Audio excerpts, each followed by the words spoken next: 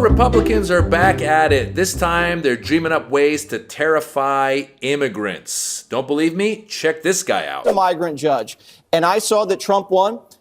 I'd pack my bags and get on the first flight to Nicaragua, because here's the other option. 6 a.m., ICE knocks on your door, puts you in a van. You haven't brushed your teeth, you haven't packed. Maybe your wife had already left for work. Where's she now? So they're going to put you in a van, they're going to take you to a military base where there's going to be hundreds of other migrants who aren't going to be very happy, and they're going to probably have you there for 3 to 4 weeks until they put you on a flight and send you back to Nicaragua. And then you have to do the walk of shame. If you go back on your own terms and you arrive at the village, you can say, you know what, Boston wasn't for me, didn't like the food, let me regale you with my adventures in Estados Unidos. You could do it that way, or you could do it the other way. It's their choice at this point. That was Jesse Waters. He's so charming, right? I don't know what's more racist, everything he said, or the fact that he said the guy from Nicaragua was going back to his village. What the hell is wrong with these people? And there's more of them. If you're in the country illegally, you're not off the table. I mean, we were looking for fugitives. There's over 1 million illegal aliens in this country who got due process at great taxpayer expense, were ordered removed by a judge and failed to leave. So they're also a priority. But yeah, I mean, we'll be moving on to those who may not be a criminal, may not be a fugitive, but they enter this country illegally, which is a crime, and they're here illegally, and they are not off the table. I want to be clear on that. Was that guy drunk? He seemed drunk to me. Wasn't he drunk? Rewind and watch again. I think he's drunk. That's Tom Homan. He's one of these guys who's on the Trump enforcement team, and he's basically saying that even if you lived here without committing any crimes, you paid your taxes, you raised a family, you've been here for years, you're still on the chopping block. And it gets worse because he said he wants to go full Rambo. I'll tell you this, they don't have to help us, but they need to get the hell out of the way because we're coming, we're going to do it. Which means if I got to send twice as many resources to that sanctuary city, twice as many agents, that's exactly what I'm going to do. And I've been saying for the last several days that they need to study the law.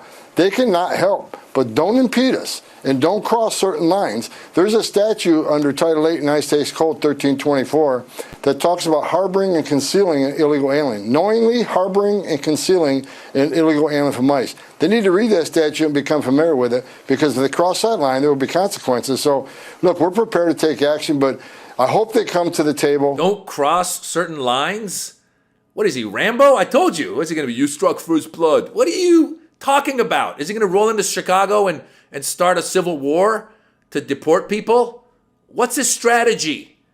But at least some people are pushing back. We also want to make sure that there isn't a violation of people's rights with, raids, for example, that are done in coordination with local law enforcement on people who are, frankly, holding down jobs and have been in this country for many, many years.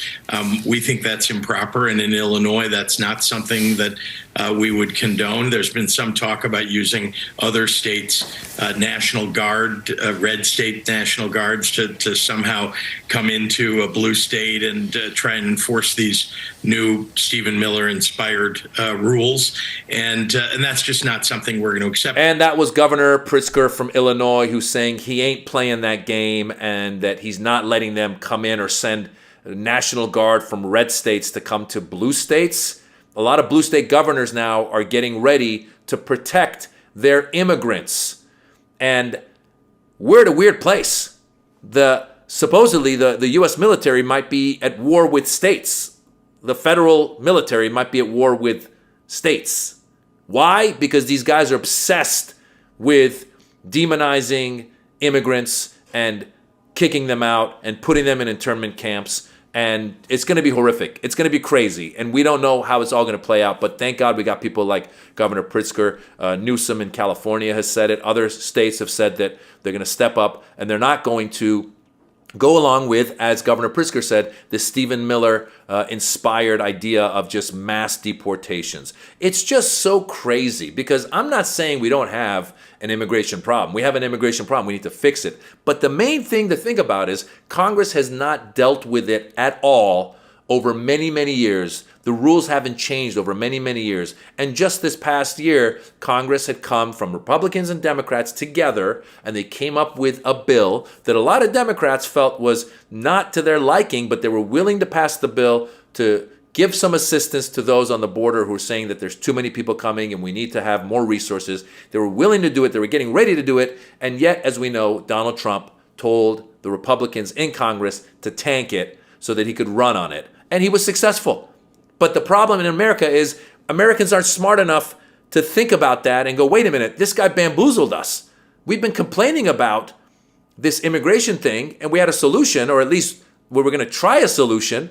And this guy said, don't do it, so that then he can come around and turn this into this dark country that it's going to become, unfortunately, come next year after he's inaugurated. Because I will remind people, I, as an Iranian American, I remember during the campaign in 2016, Trump kept saying he's going to do a Muslim ban, Muslim ban, Muslim ban. And people that excused him, as they have again, people that normalized him, as they have again, they said, oh no, it's just campaign talk. He's just trying to get elected. He's not going to really do a Muslim ban.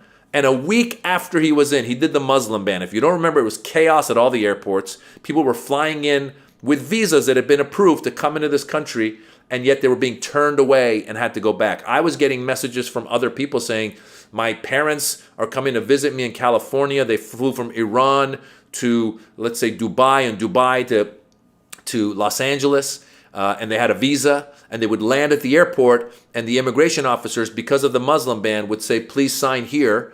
And of course, the parents don't speak English, so they just signed, and then they put them on a plane because they signed away their visa. They put them on a plane, sent them back. These things were happening. And so you got to take him for his word. And it was so poorly organized that if you don't remember, they had to do the Muslim ban over and over and over again until it became not just Muslim countries. They started adding like North Korea and some other places so that it was not a Muslim ban. And then it finally became a thing.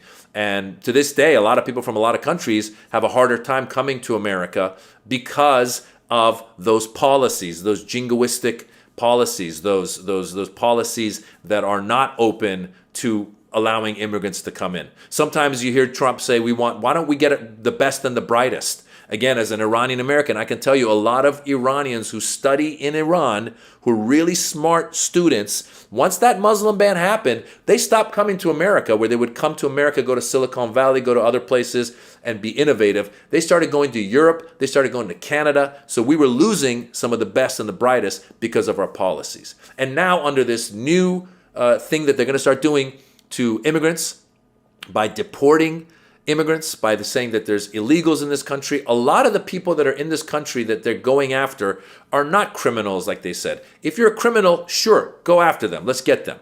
Let's prosecute them. By the way, the biggest threat to Americans are Americans. They're not immigrants. Americans commit a lot more crimes per capita than immigrants do. Let's just start out by saying that.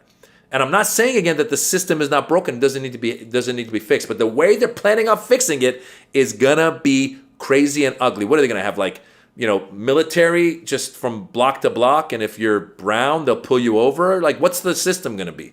And once you're arrested, then they're gonna take you into these internment camps. Remember the internment camps we had, the Japanese internment camps? We're gonna have internment camps where people from Nicaragua and Venezuela and wherever else we're deporting them back to.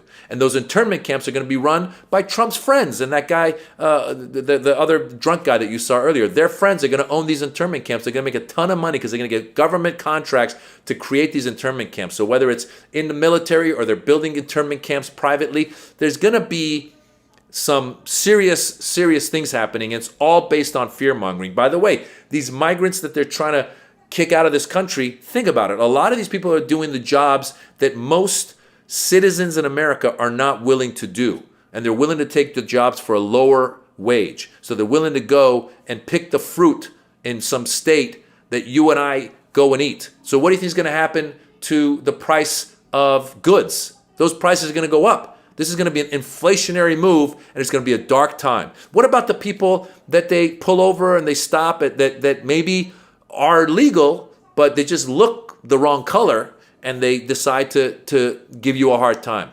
Trump was in an interview, and they asked him about that. They said, what if somebody gets caught up wrongly into this system? He goes, well, just one person is fine. It's not fine for that one person. It's not fine for that one person's family.